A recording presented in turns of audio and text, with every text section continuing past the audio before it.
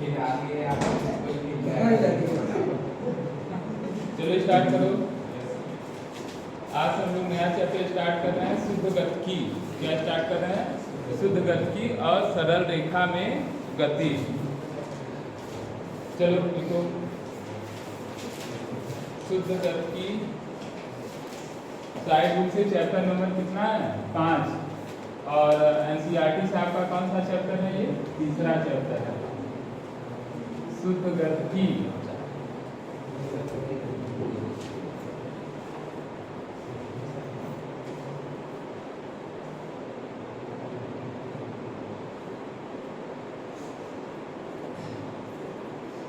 शुद्ध गतिकी और शुद्ध गतिकी में सबसे पहला इसका पार्ट हम लोग पढ़ेंगे वो क्या है?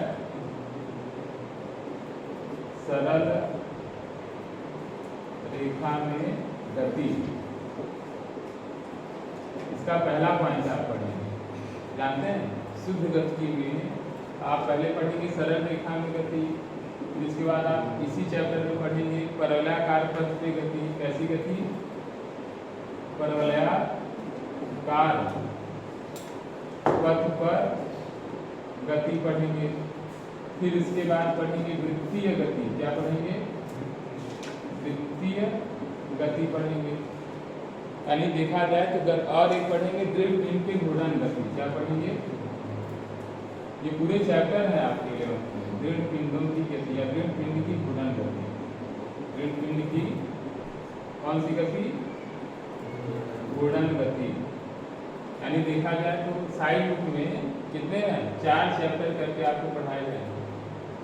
ऐसा लगोड़ा वगैरह में देखेंगे तो उसमें क्या है? 4 चैप्टर दिया हुआ है। तो सबसे पहले शुद्ध गतिकी का मतलब क्या होता है? शुद्ध गतिकी का मतलब हुआ कि मैकेनिक्स यानी यांत्रिकी। सबसे पहले आपको क्या समझना पड़ेगा? यांत्रिकी। क्या समझना पड़ेगा? यांत्रिकी, मैकेनिक्स। ठीक है, पहले आप मैकेनिक्स समझो, फिर उसके बाद शुद्ध गति समझो। शुद्ध गति के बाद क्या समझोगे? सरल रेखा में गति स्टार्ट करने से पहले आपको समझना पड़ेगा गति और विराम। क्या समझना पड़ेगा? गति और विराम। किसे गति कहते हैं, किसे विराम कहते हैं। फिर इसके बाद आप समझेंगे सापेक्ष गति। क्या समझेंगे? सापेक्ष गति समझने के बाद तब हम आएंगे शुद्ध गति है ना। मतलब जैसे बुक में थोड़ा सा रीअरेंजिंग सही नहीं, आगे पीछे कॉपी करके दिया हुआ है, उसे अच्छे से आप क्या करो समझो। तो मैकेनिक्स जो फिजिक्स में है वो माना जाता है कि आज से 400 या 500 साल पहले का फिजिक्स। 400 से 500 साल पहले का फिजिक्स।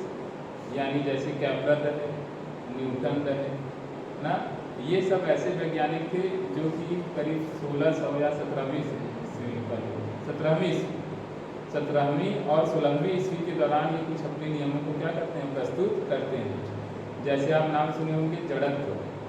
जड़त्व सबसे पहले कौन बताए थे? गैलीलियो दी गैली बताया। उसे अच्छे से कौन समझाया? न्यूटन समझाया। फिर ऐसे ही जैसे वृत्तीय गति है, वृत्तीय गति के संदर्भ में कौन आए? केपलर आए। ग्रहों की गति के बारे में कक्षा 9 में आप पढ़े होंगे, 12th में बहुत अच्छे से। 12th में फिर से केपलर की गति का पूरा डेरिवेशन आप पढ़ेंगे। तो यानी जो गति है, यानी भौतिक विज्ञान की वह शाखा जो हमें वस्तुओं के गति के बारे में अच्छे से समझाता है, उसे क्या कहा जाता है? यांत्रिकी। क्या कहा जाता है? यांत्रिकी कहा जाता है। और यांत्रिकी ये समझना ना, मैकेनिक्स किस चीज़ को करते हैं? भौतिक विज्ञान की ऐसी शाखा जो वस्तुओं के गति या विराम की अवस्था को अच्छे से समझा दे, उसी को क्या कहा जाता है? यांत्रिकी कहा जाता है। तो पहला टॉपिक लिखिए, ठीक है। शुद्ध गतिकी स्टार्ट है, जिसमें हम लोग पहला टॉपिक क्या समझे हैं? यांत्रिकी। क्या देखिए, भौतिक विज्ञान की एक ऐसी शाखा, देखो यांत्रिकी डाल करके पहले भौतिक विज्ञान की ऐसी शाखा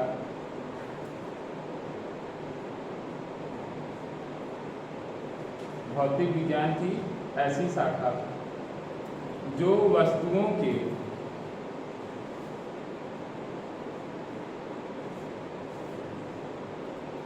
गति की अवस्था को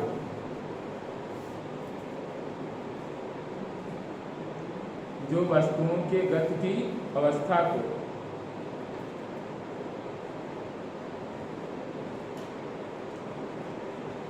अच्छे से एवं सैद्धांतिक रूप से समझाए, अच्छे से एवं सैद्धांतिक रूप से समझाए,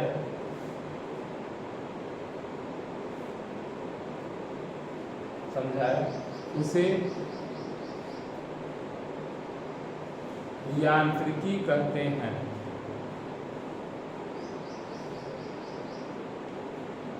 उसे यांत्रिकी कहते हैं।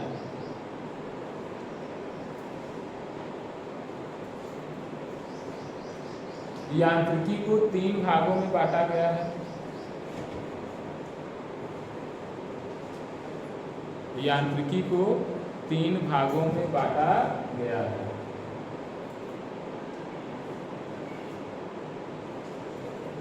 यांत्रिकी समझ में आ गया? यानी भौतिक विज्ञान की ऐसी शाखा जो वस्तुओं की गति के बारे में अच्छे से और सैद्धांतिक रूप से समझा दे, उसे क्या कहा जाता है? यांत्रिकी कहा जाता है। यानी यांत्रिकी गति से अवस्था है। और स्टार्टिंग में फिजिक्स में यही अच्छे से डेवलप हुआ था। न्यूटन वगैरह गति में तो देखो, न्यूटन के जितने नियम है क्या है? गति के ही। विराम है, विरामावस्था में रहेगा, चल रहा है तो चलता रहेगा। संवेग परिवर्तन की दर लगाए गए बल के बराबर होता है। संवेग क्या है? द्रव्यमान मुक्ति वेग यानी गति है। क्रिया बराबर प्रक्रिया, जब चलोगे तभी तो क्रिया लगेगा, गति होगा तभी क्रिया प्रतिक्रिया होगा, बिना गति का कोई क्रिया प्रतिक्रिया नहीं होता। तो कहीं ना कहीं न्यूटोनियन फिजिक्स, यानी जो न्यूटन के समय का फिजिक्स है, इसे क्या कहा जाता है? न्यूटोनियन। क्या बोला जाता है? Newtonian physics. न्यूटोनियन फिजिक्स पूरी की पूरी आपकी किससे रिलेटेड है? मैकेनिक्स से रिलेटेड है। किससे है? मैकेनिक्स से।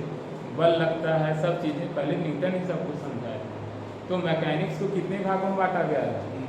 3 भागों में। कितने भागों में? 3 भागों में बांटा गया है। सबसे पहले मैकेनिक्स आपका जो है यानी यांत्रिकी, वो 3 भागों में बटा हुआ है। एक है स्थैतिकी, स्टैटिक्स, और एक है क्या है? गतिकी, काइनेमेटिक्स, और एक है डायनामिक्स। इसे हिंदी में क्या कहते हैं? स्थैतिकी। स्थैतिकी इसे क्या कहते हैं? गतिकी। और इसे क्या कहते हैं? गति विज्ञान। क्या कहते हैं? गति विज्ञान। ये पूरी की पूरी मैथ है। हम लोग पढ़े हैं इस चीज़ को 2010 या 9 में। हाँ 2010 मेरा रहा। उस समय हम लोग इसे पढ़े थे। मैथ की 6 किताबें चलती थी और उन चीज़ों को हम लोग पढ़े हैं। गति विज्ञान अलग, स्थित विज्ञान अलग। स्थैतिकी क्या है? स्थित विज्ञान है। ये दोनों मैथ के पोर्शन हैं। और ये जो गतिकी है ना, ये गति ऊर्जा, ये सब चीज़ें, ये फिजिक्स का पोर्शन है। तो हुआ क्या कि गति विज्ञान और स्थैतिकी जो मैथ की 2 बुकें चलती थी इंटर में पहले, उन सबको निकाल करके कहाँ इन्वॉल्व कर दिया? फिजिक्स में। कहाँ डाल दिया? फिजिक्स में। और मैथ के 4 ही पोर्शन अब रह गए। त्रिकोणमिति मतलब ट्रिग्नोमेट्री, एक कैलकुलस, एक अलजबरा और एक निर्देशांक ज्यामिति। ये 4 पोर्शन अब मैथ में इंक्लूड है। बाकी वहाँ से 2 पोर्शन ये निकाल करके कहाँ डाल दिया गया? फिजिक्स में। कहाँ डाल दिया गया? फिजिक्स में। आया ना? संघट्ट, टक्कर वगैरह 9th में पढ़े होंगे। संवेग परिवर्तन, टक्कर के पहले संवेग बराबर टक्कर के बाद संवेग, उन सब के मैथ से हम लोग क्वेश्चन लगाए हुए हैं। मगर ये अब क्या किए? ये जो बोर्ड वाले हैं, बेसिक शिक्षा बोर्ड वाले हैं, वो क्या किए? वहाँ से उन सब टॉपिक को निकाल करके फिजिक्स में इंक्लूड कर दिए। और वास्तव में फिजिक्स वाली चीज़ें थी। मैथ का टीचर कहाँ इसे कवर कर पाएगा? बड़ा दिक्कत होता था। हम लोग को भी पढ़ते समय बड़ा दिक्कत हुआ था। ये है कि पेपर दे दिए पढ़ के। ठीक है, अब समझ में आया ना? चलो, मैकेनिक्स क्या है? यांत्रिकी है। यांत्रिकी क्या है? भौतिक विज्ञान की एक ऐसी शाखा है जो गति के बारे में समझता है। कितने भाग हैं? 3 भाग हैं। एक स्थैतिकी, एक गतिकी और एक क्या है? गति विज्ञान। स्थैतिकी क्या बताता है? वस्तु की विरामावस्था को। क्या बताएगा? विरामावस्था को। विरामावस्था को बताएगा, मगर ये विरामावस्था में क्यों है, उसके बाह्य कारक क्या है, किस बल के कारण ये विरामावस्था में, उसकी कोई चर्चा नहीं है। बाह्य कारकों को छोड़ करके सिर्फ विरामावस्था की चर्चा ये करेगा स्थैतिकी। यानी बाह्य कारक जिन बलों के प्रभाव में ये विरामावस्था में, उनका अध्ययन नहीं करेगा।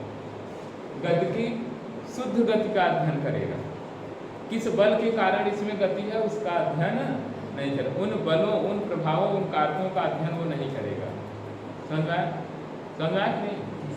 और गति विज्ञान गति का भी अध्ययन करेगा और उन कारकों का भी अध्ययन करेगा जिसके कारण गति हो रहा है। बात समझ आया ना? तो ये क्या है? शुद्ध स्थिर। क्या है? शुद्ध स्थिर। ये क्या है? शुद्ध गति ना। कारक जो इसमें होंगे, कारक निषेध, निषेध मतलब रिस्ट्रिक्शन रहेगा। आप कारक के पीछे मत जाइए, आपको कारक नहीं बताया जाएगा कि ये स्थिर है, बस स्थिर अवस्था में कौन कौन से गुण होते हैं ये बताया जाएगा। ये क्या है? शुद्ध गति। कारक निषेध इसमें भी है। वो शुद्ध गति किस कारण से होगा वो आपको नहीं बताया जाएगा। किस कारण मतलब जो बल लग रहा है, जिस बल के कारण हो रहा है, और इसमें सब कुछ चलेगा। गति प्लस कारक, किस कारकों, किस प्रभाव के कारण गति हो रहा है, उन सबका अध्ययन किया जाता है। अब बात समझना, यानी फिजिक्स को भी हम देख रहे हो, मैकेनिक्स को 3 पार्ट में पढ़ते हैं। एक शुद्ध स्थिर, मतलब वो रुका हुआ है, किस वजह से रुका हुआ है, किस प्रभाव की वजह से रुका हुआ है, उसका अध्ययन नहीं किया जाएगा। एक दूसरा क्या है? शुद्ध गति। शुद्ध गति में क्या करेंगे? प्योरली बस आप मोशन के बारे में पढ़ेंगे, उसके क्या कंडीशन है, किस वजह से उसमें मोशन है ना, वो सब आप नहीं पढ़ेंगे। और इसमें क्या होगा? डायनामिक्स में मोशन और उसका रीजन दोनों पढ़ेंगे। गति पढ़ेंगे और उसका क्या रीजन है, जिस वजह से वो क्या कर रहा है, मूविंग है, चल रहा है, उसका अध्ययन आप करेंगे। समझ में आ गया ना? तो इसे बना लो जल्दी से, स्टैटिक्स, काइनेमेटिक्स और डायनामिक्स। ये एग्जाम में आएगा, ठीक है? थोड़ा सा समझने के लिए से मैं इसे डिटेलिंग में लिखवा भी नहीं रहा, बस आप ऐसे जैसे में बनाया वो भी बना लो। शुद्ध स्थिर, कारक निषेध। कारक निषेध मतलब बल इत्यादि का अध्ययन नहीं होगा ना जी, बल इत्यादि का अध्ययन नहीं होगा। और इसमें क्या होगा? वही चीज अध्ययन नहीं होगा। और इसमें क्या होगा? अध्ययन किया जाए।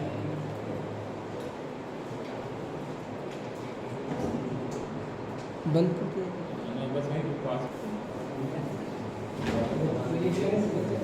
चलिए अब आगे लिखिए, गति तथा विराम।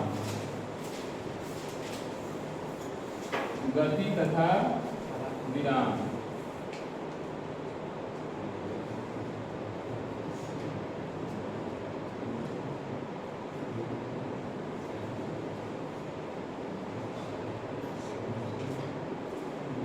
मोशन और क्या है? क्लास 9 में पढ़े हो और हम ही पढ़ाए हैं।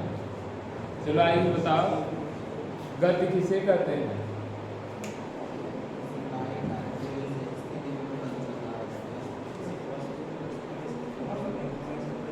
क्या कर रहे हो आयुष? अवस्था, ठोस, द्रव, गैस। गति किसे कहा जाता है? नाम में अच्छे ये बताइए। सबसे पहले उसमें होता है कि जब किसी वस्तु की स्थिति किसी निर्देश बिंदु के सापेक्ष समय के साथ क्या हो, बदले, तो उसे क्या कहा जाता है? गति कहा जाता है। क्या कहा जाता है? गति। जब किसी वस्तु की स्थिति किसी निर्देश बिंदु के सापेक्ष बदले। निर्देश बिंदु क्यों लिया जाता है? क्यों निर्देश बिंदु लिया जाता है? जैसे देखो, निर्देश बिंदु का पर्पज ये है कि जैसे मान लीजिए एनसीईआरटी में एग्जाम्पल भी समझाया है। एक हम लोग क्या ले लिए, ये क्या है? गाड़ी है। अब क्या है? चलो धन्यवाद पहचानने के लिए। हाँ, कोयला। चलो, इसमें कई लोग, जैसे मान लीजिए कई डिब्बे बने होते हैं, सब बैठे हुए हैं। एक इसमें किसे बैठा दें? गौरी को बैठा दें।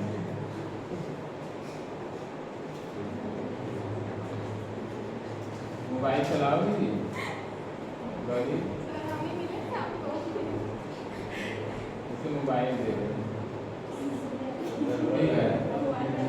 और अनुप्रिया गई है ना जी, कहाँ गई है? दीदी के यहाँ। अनुप्रिया, चलो ठीक है भाई, अनुप्रिया को बना दें।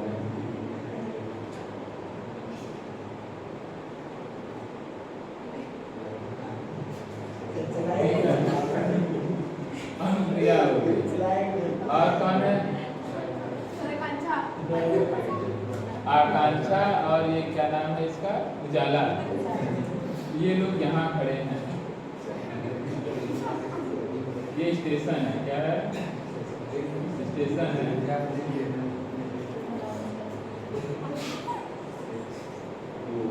अब समझ लेना कौन उजाला कौन आकांक्षा है।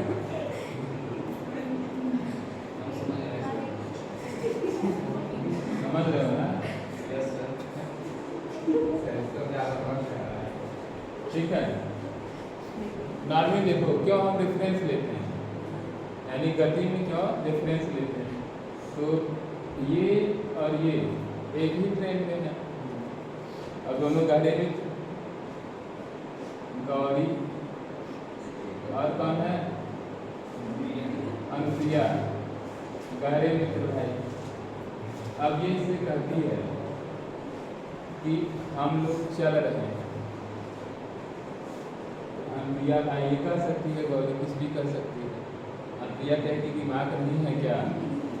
क्यों दिमाग नहीं है?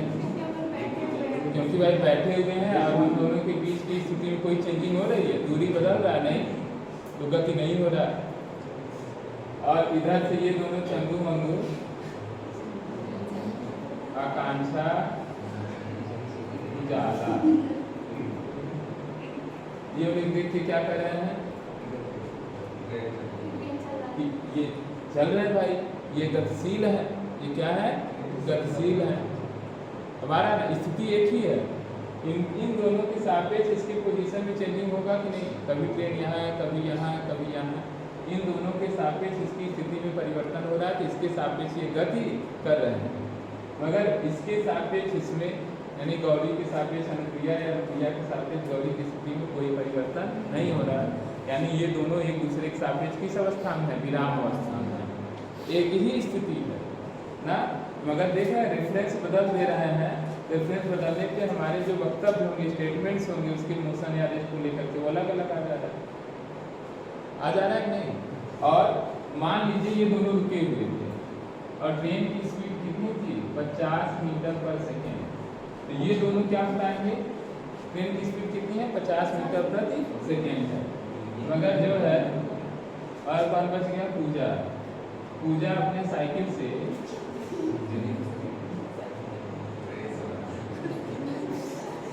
ठीक है, मान लीजिए भाई पूजा ऐसे वैसे मान लीजिए, ठीक है।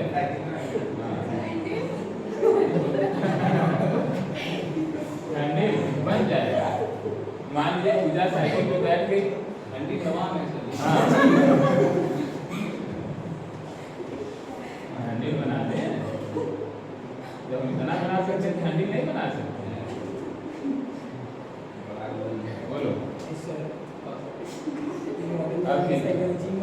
ठीक है, हाँ जिम वाला जो भी। अब क्या हो जाएगा? ये इसके सापेक्ष, मतलब इसकी इस डायरेक्शन में जो स्पीड है वो क्या है? मान लो 40 मीटर पर सेकेंड ट्रेन स्टेशन चल रही है। तो ये दोनों सपोज कर रहा है, मानना है वैसे कंडीशन में क्या हो जाएगा कि ये दोनों कहेंगे कि हाँ अरे यार गौरी और अनुप्रिया बड़ा तेज जाते हैं, मतलब बहुत तेज है रेफरेंस में। और वही सिर्फ पूजा क्या कहेंगे? है झूठ बोला तो बहुत धीरे धीरे। क्यों? क्योंकि इसके रेफरेंस में कितना चेंजिंग होगा? 10 ही ज़्यादा चलेगा ना, और इनके से कितना?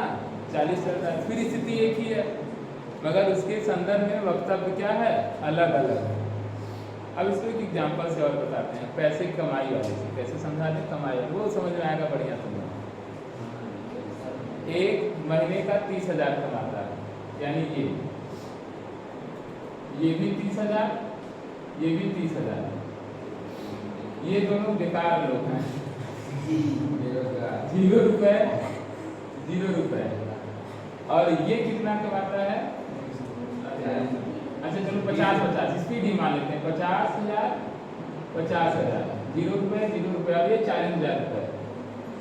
तो क्या होगा ऐसे कंडीशन में? क्या होगा बताओ? ये दोनों एक दूसरे के सापेक्ष क्या दूसरे का रिस्पेक्ट करेंगे? तो कहीं 50,000 रुपया हम कमाए सकते हैं, तो क्या कमाए ना, तो हम भी कमाते हैं। यानी एक दूसरे के सापेक्ष में न तो करोड़पति है ना तो अरबपति है, आया ना।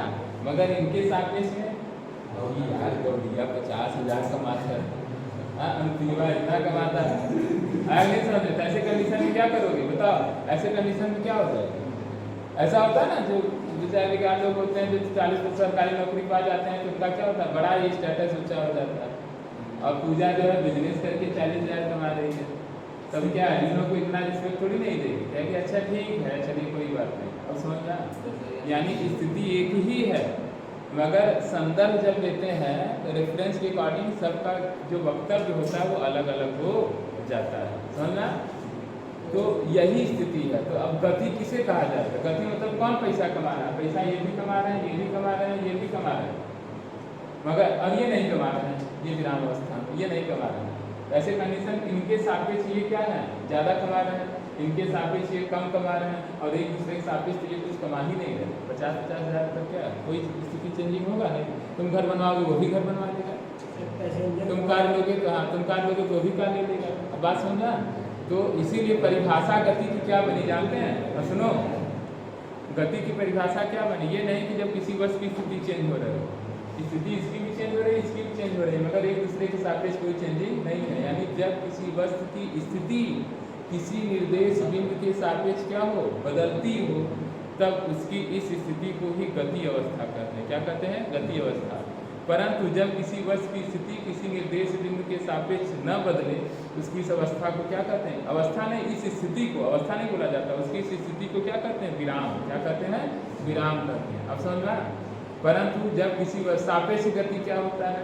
जब आप किसी भी वस्तु के सापेक्ष गति अगर आपके अंदर है तो आपकी गति को क्या कहा जाएगा? सापेक्ष गति। मतलब इसमें गति है, इसके सापेक्ष नहीं, इसका इसके सापेक्ष नहीं, परंतु इन दोनों का इसके सापेक्ष गति है कि नहीं?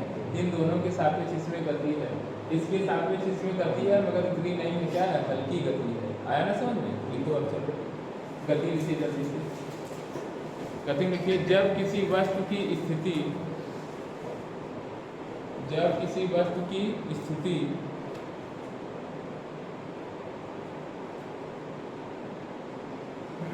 जब किसी वस्तु की स्थिति किसी निर्देश बिंदु के सापेक्ष जब किसी वस्तु की स्थिति किसी निर्देश बिंदु के सापेक्ष किसी निर्देश बिंदु के सापेक्ष समय के साथ बदलता है, समय के साथ बदलता है, समय के साथ बदलता है, तो वस्तु की ऐसी स्थिति को गति कहते हैं। तो वस्तु की ऐसी स्थिति को गति कहते हैं। अब चित्र में क्या, किसी का नाम मत लिखिए, ठीक है? चित्र में यहाँ लिखिए सब लोग, इसे ए मान लीजिए, इसे बी मान लीजिए, इसे सी बी और इसे क्या मान लीजिए? ई। तो चित्र में क्या है? ए तथा बी की स्थिति सी डी एवं ई के सापेक्ष बदल रहा है ना। चित्र में लिखिए, चित्र में सी तथा डी की ए तथा बी की स्थिति, चित्र में ए तथा बी की स्थिति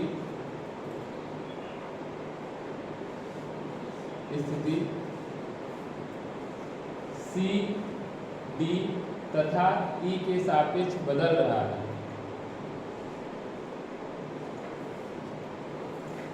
सी डी तथा ई के सापेक्ष बदल रहा है।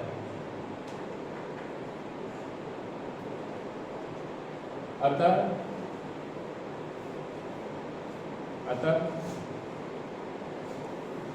ए तथा बी गति अवस्था में है। ए तथा बी गति अवस्था में है। किसके सापेक्ष? ए तथा बी किसके सापेक्ष गति अवस्था में? सी डी तथा ई के सापेक्ष गति अवस्था में। समझ आ गया ना? अब आगे हमें डाले लिखिए विराम, रेस्ट।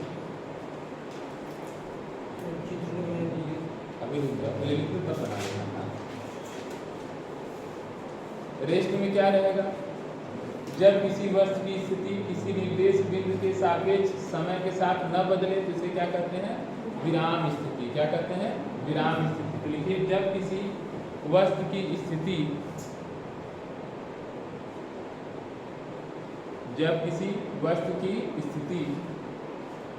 किसी निर्देश बिंदु के सापेक्ष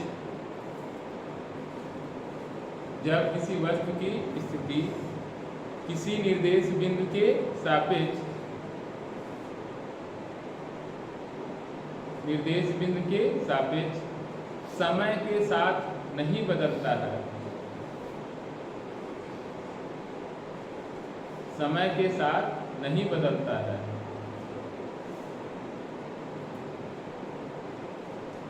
तो वस्तु की ऐसी स्थिति को ही विराम कहते हैं। तो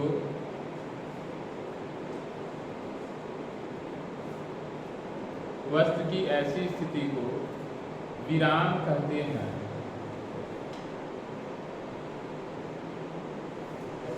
हो गया? यानी वस्तु की जो ऐसी स्थिति है उसे क्या कहा जाता है? विराम कहा जाता है। जैसे चित्र में कौन विराम में है? ए के सापेक्ष बी, सी नहीं, दोनों ट्रेन से साथ है ना।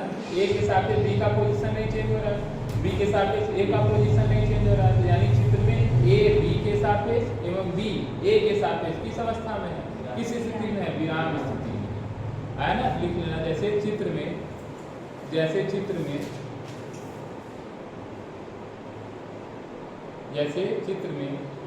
ए बी के सापेक्ष एवं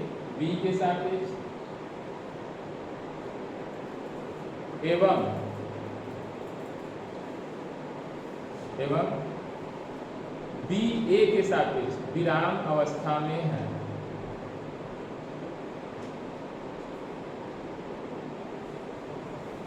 विराम अवस्था में है।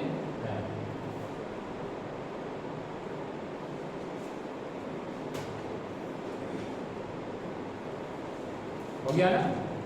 ये अभी एक आपका आएगा सापेक्ष गति करके, वेक्टर में आएगा। कहाँ आएगा? सदिश, आगे चैप्टर है गति में ही, सदिश भी पूरा चैप्टर है। वहाँ पे आएगा आपका सापेक्ष गति लेकर के। जैसे नॉर्मली आप ऐसे थोड़ा आइडिया लगा लीजिए। जैसे आप बारिश में रुके हुए हैं, बाइक से मान लीजिए चलना है, बाइक पे आप रुके हुए हैं, आपको लगता है कि पानी सीधा गिर रहा है। जब आप गति करना चालू कर देते हो तो वही पानी ऐसा लगता है जैसे सामने से तिरछा आने लगा। सामने से आप पूरा भीग जाएंगे, पीछे से शर्ट बचा रहता है। रीजन क्या है जानते हैं? सापेक्ष गति का। क्यों? अब आप उधर गति कर रहे हैं, बारिश ऐसे गति कर रहा है, तो दोनों का जो परिणामी होगा सापेक्ष गति, वहाँ बताएंगे इस चैप्टर में। तो रिजल्टेंट की वजह से क्या होता है? उसका टेंडेंसी बदल जाता है। सापेक्षता का बड़ा महत्व है। आइंस्टीन के सापेक्षता का सिद्धांत भाई, जैसे पृथ्वी पर आप हैं, पृथ्वी पर जैसे पंखे की गति हो रही है, किसके सापेक्ष गति हो रही है? इस पंखे के सापेक्ष कोई गति हो रही है? जी नहीं। यानी दोनों पंखे क्या है? विराम अवस्था में है। दोनों की ब्लेड जैसे घूम रही है, जैसे पोजीशन चेंज हो रहा है, एक साथ चेंज हो रहा है, यानी विराम अवस्था में। अगर हम लोगों के सापेक्ष, पृथ्वी के सापेक्ष, दीवार के सापेक्ष, बल्ब के सापेक्ष, सोडियम के सापेक्ष, ट्राइपॉड, कैमरा, सबके सापेक्ष क्या है? गतिशील है, क्योंकि सबकी स्थिति क्या हो रही है? लगातार बदल रही है। इनके सापेक्ष क्या हो रहा है? बदल रहा है। बात समझ में आगे नहीं समझ में? तो क्लियर हो गया विराम और गति क्या है। थोड़ा सा एक आइडिया ले लो विराम और गति के संदर्भ में। एनसीईआरटी का एक क्वेश्चन है, यदि दो वस्तुएं एक ही दिशा में चल रही हैं, न्यूमेरिकल क्वेश्चन आपको समझाने जा रहे हैं। आंकिक प्रश्न ऐसे कैसे लगाएंगे? एनसीईआरटी में क्वेश्चन है, और एनसीईआरटी के क्वेश्चन हम ऐसे बताते जाएंगे आपको डेली ना, कि ये लगा करके आना, इतने टॉपिक आप पढ़िए, ये क्वेश्चन लगाना, उसे सॉल्व कराते जाएंगे क्लास में लेना। तो यहाँ देखो, जैसे मान लीजिए एक कोई वस्तु है जो किधर 20 मीटर पर सेकंड से चल रहा है, इस चीज़ को हम V1 मान लीजिए। क्या मान लीजिए? V1।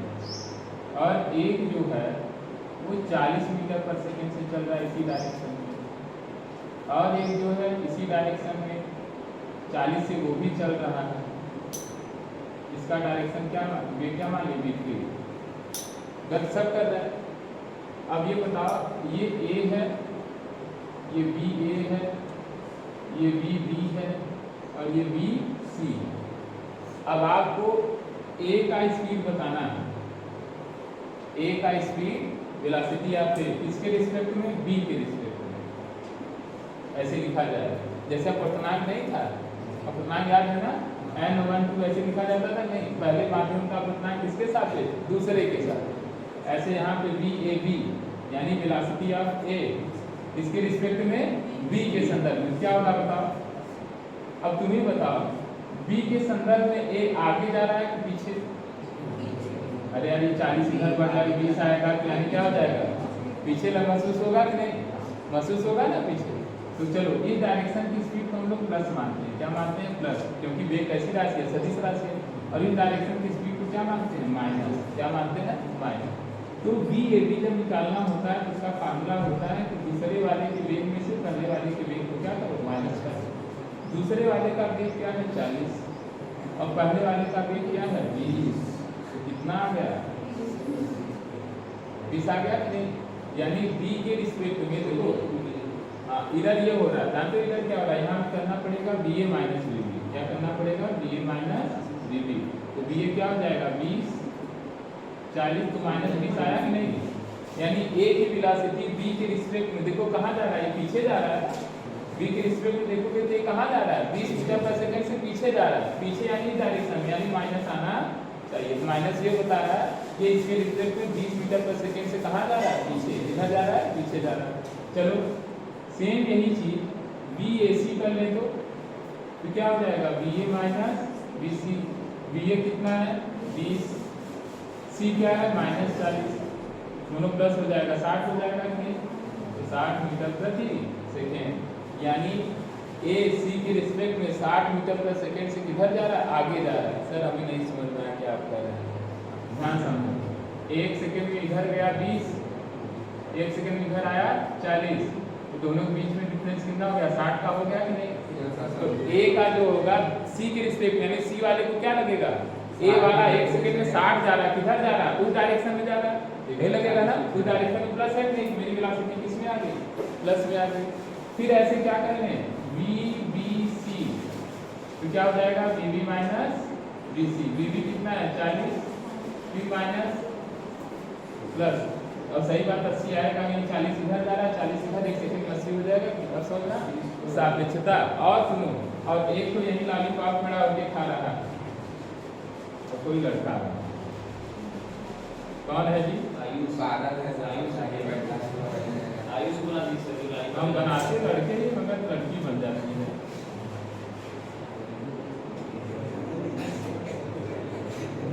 एक ये है मोटू पतलू है क्या?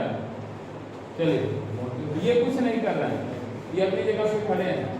इनके सापेक्ष इसका 20 इधर रहेगा, इसका 40 इधर रहेगा और 40 इधर रहेगा। इनके सापेक्ष कुछ अलग स्थिति नहीं होगी, मगर एक दूसरे के सापेक्ष अलग स्थिति। जैसे ट्रेन आप खड़े रहते हैं ना ट्रैक पर, जैसे एक ट्रेन नीचे है और ट्रैक पे एक ट्रेन वहाँ, दोनों जब चल देती हैं तो आपको लगता है कि लग रहा है कि वो सामने वाला चल रहा है और आपका ही चलता रहता है, आपका ही चलता रहता है। अब मान लीजिए किसी छोटे स्टेशन पे 2 ट्रेनें सुपर फास्ट हैं, वो आई इधर से इधर, यानी मान लो कि इलाहाबाद से मिर्जापुर और एक मिर्जापुर से इलाहाबाद तरफ जा रहा है। ऐसे आप देखते हैं कितना भयंकर स्पीड आपको लगता है कि देख के डर लग जाता है।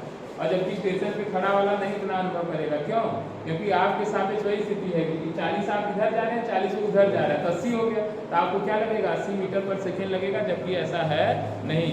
इसलिए दुनिया में कहा जाता है, क्या कहा जाता है? आइंस्टीन साहब आए और एक नियम बना के दे गए हैं, सापेक्षता का सिद्धांत। आप किसके रेफरेंस में किसी चीज़ का अध्ययन कर रहे हैं ये मायने रखता है। यानी दुनिया की हर चीज़ें जो आप अपने नज़रिए से देख रहे हो, ये आपका अपना नज़रिया है, विजुअलाइजेशन है, ये आपके सापेक्ष ऐसा है। हो सकता है किसी दूसरे लिविंग थिंग यानी ऑर्गेनिज्म के सापेक्ष यानी किसी दूसरे जीवित प्राणी के सापेक्ष उसका नज़रिया क्या हो? दूसरा हो, और होता भी है। एक ही स्थिति के सापेक्ष हमारी नज़रिया कुछ और है, उसकी नज़रिया कुछ और है। इसी चीज़ को सापेक्षता का सिद्धांत समझाएंगे आगे चल करके। जब आप BSc वगैरह करोगे मीटर तक तो कहीं है नहीं, रिलेटिविटी थोड़ा सा है, ठीक है ना? ये समझ में आ गया नहीं? ये कर लीजिए, बाकी जो है नेक्स्ट क्लास में आपको सब समझाएंगे, ठीक है?